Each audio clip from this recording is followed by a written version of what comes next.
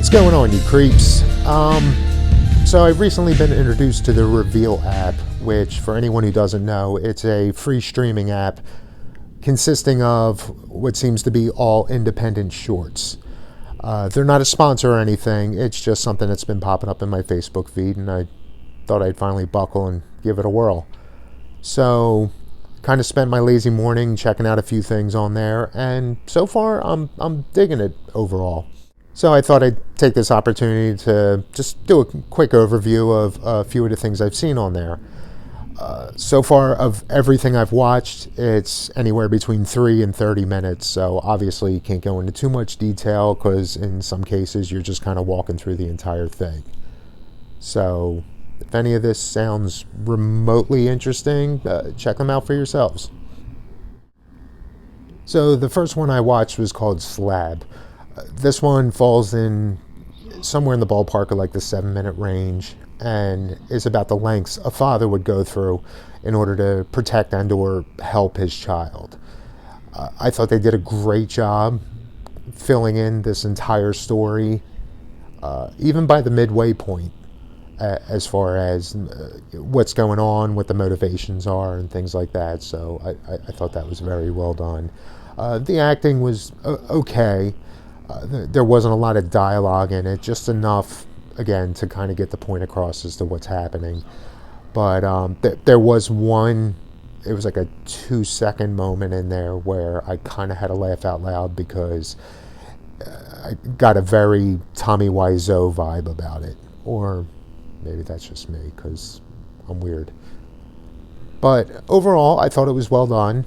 And again, it's being short, kind of helps out. They get in, make their point, move on. So I would give this one probably a 4.5.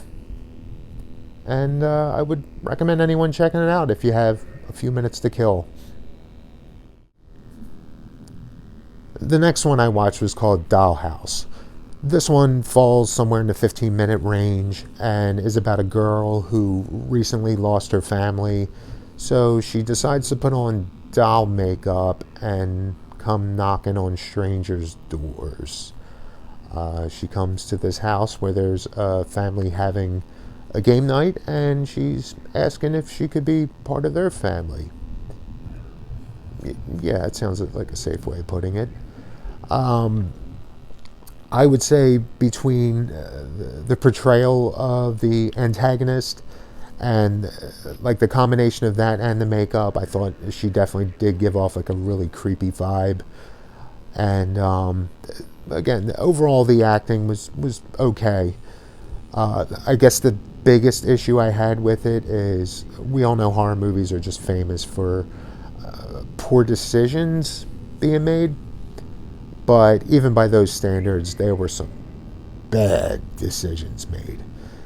And it almost kind of took me out of it. So, but I thought, again, overall, low budget, but I thought the makeup was decent.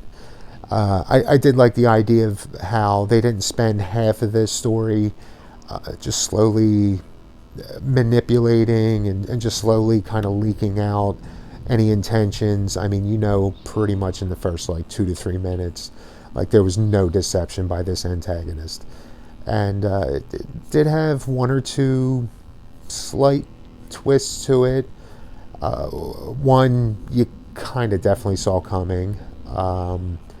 This also did have, which I guess pulls at my Marvel heartstrings, but did have a credit scene in it as well.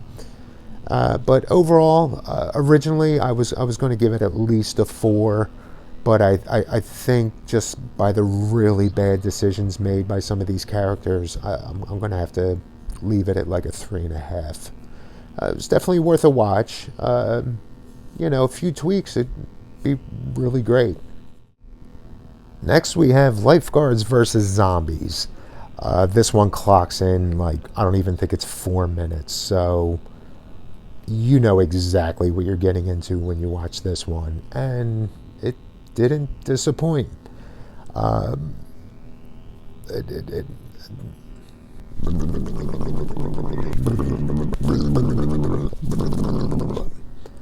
This one takes place in 1985, and it definitely had a very 80s feel about it. Like, in such a short amount of time, they did manage to kind of capture the whole 80s thing. And the makeup effects on the zombies, I'm assuming it was intentional as like a homage to Savini's work on Romero's zombies. Like, as soon as you see them, I immediately thought of Dawn of the Dead, even though it was supposed to be the year of Day of the Dead. But let's just run with it. And yeah, it's just a quick little thing. It was just some eye candy for the horror fan, and I would definitely recommend checking it out. This one I can't give any less than like a 4.5. It was just, again, short, to the point, a lot of fun. Moving along, we have Runnin'. Runnin' is about a group of friends going to check out an abandoned, I believe like an abandoned hospital, and there's somebody out to murder them. This one, I forget how long it was. I believe it was somewhere around 10 minutes, but overall it wasn't bad. I can't really say anything for the acting because this one was basically just a 10-minute music video, so there's like zero dialogue in it. Like, the whole time it's just this song, and I wouldn't say it was horrible, but I just feel like if they actually aimed for something resembling a story, but it was an interesting watch. But I would probably give this one about a 2.5. I don't regret watching it. It just, I just felt like it could have been more story based or something. All right, folks, we're almost there.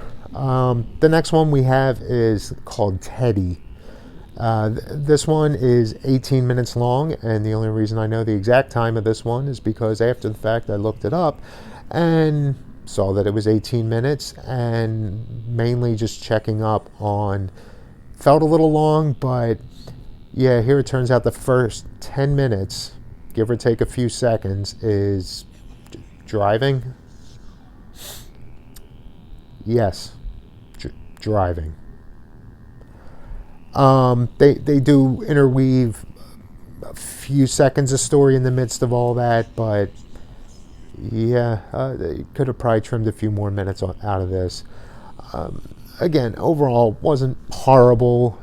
It reminded me a lot of when I get the idea to try something out in a video, and I kind of almost want to do just like a quick little like proof of concept type of thing.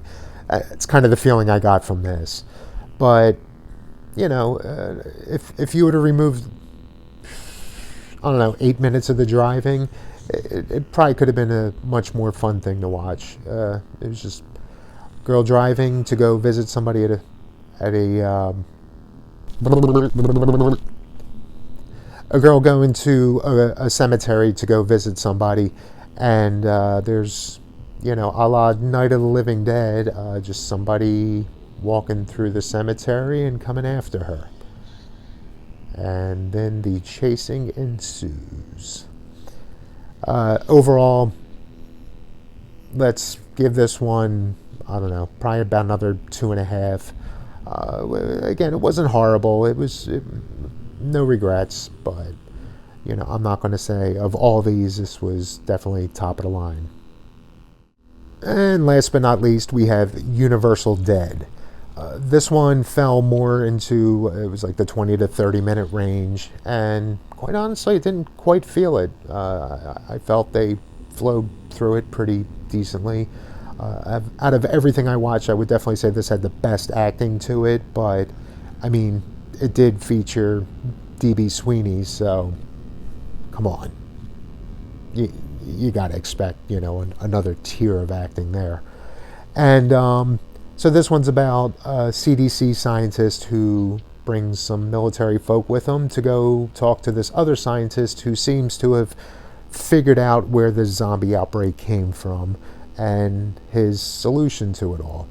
And it was just a lot of back and forth between the two scientists. Basically, two of them just swinging their big dicks back and forth, trying to prove who's the better scientist. But I thought the way it played out was, kind of fun. It was definitely like all dialogue driven. So, and again, I would probably give this one, say 4. I want to say 4.5, but let's go with 4.